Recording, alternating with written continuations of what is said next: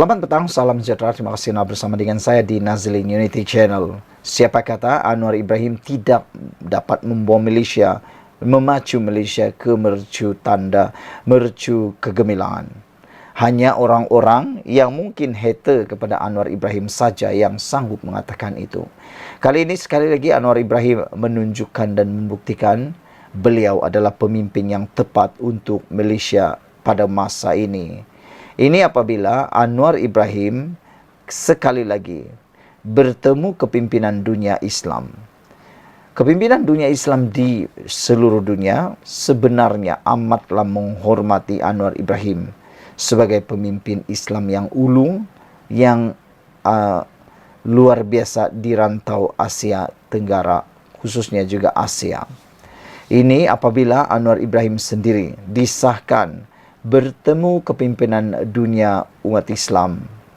Dalam kesibukan Anwar Ibrahim menghadiri Perhimpunan Agung Pertubuhan Bangsa-Bangsa Bersatu UNGA, Perdana Menteri Datuk Seri Anwar Ibrahim sempat mengadakan pertemuan di sela-sela sesi UNGA dengan kepimpinan dunia Islam.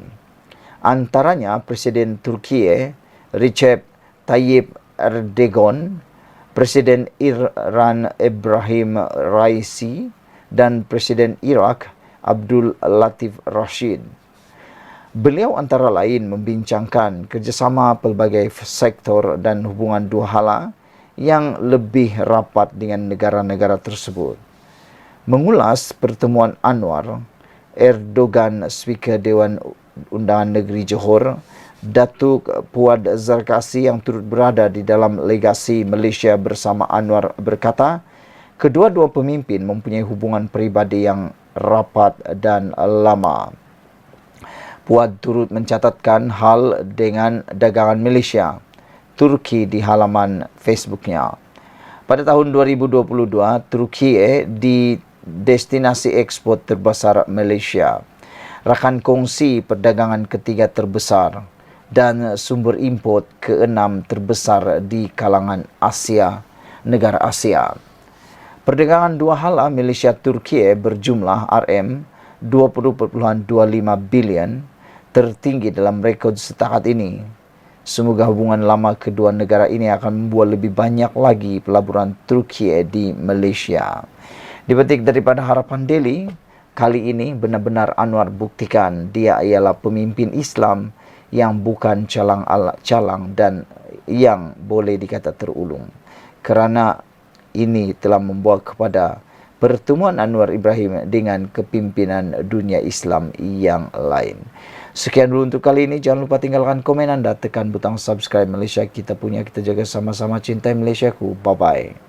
Selamat petang, salam sejahtera. Terima kasih kerana bersama dengan saya di Nazlin Unity Channel. Kalau benar ini dilaksanakan oleh Datuk Seri Anwar Ibrahim, saya jangka semua ahli pembangkang, ahli parlimen pembangkang mengalami masalah yang besar dan silap-silap ramai yang tak akan dapat maintain kawasan mereka dan tak dapat pula melaksanakan tanggungjawab mereka.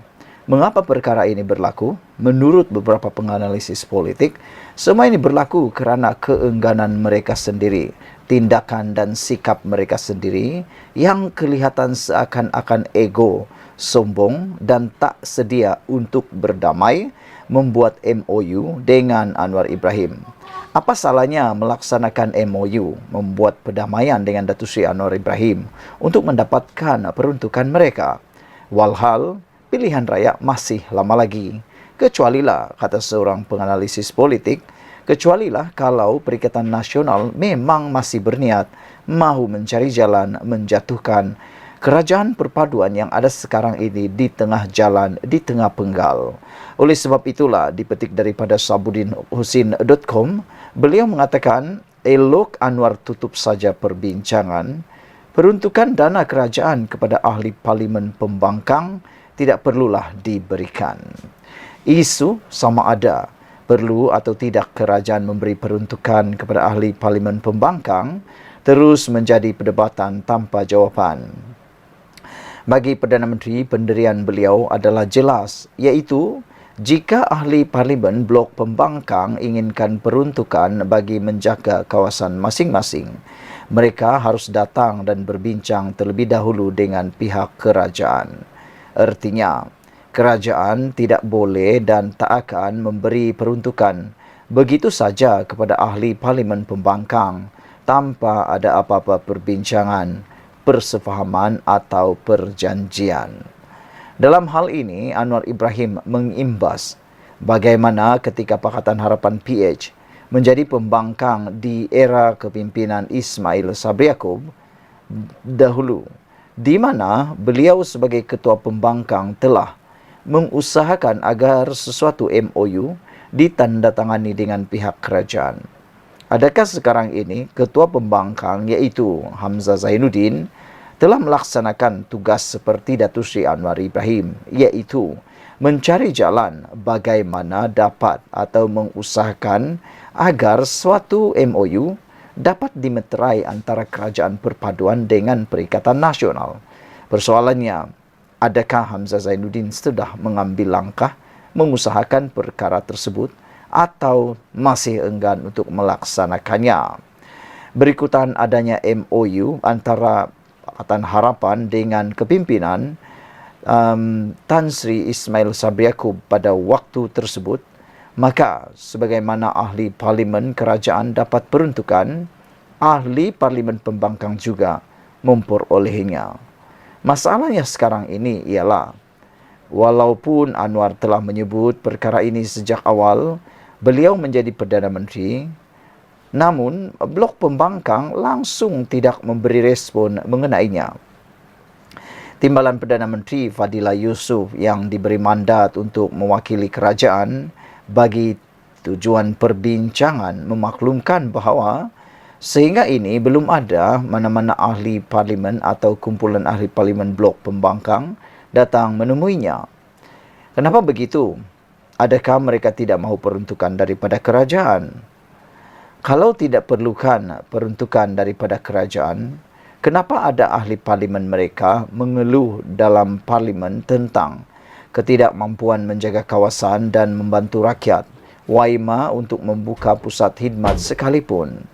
Atau mereka mahu diberi peruntukan itu tanpa sebarang syarat?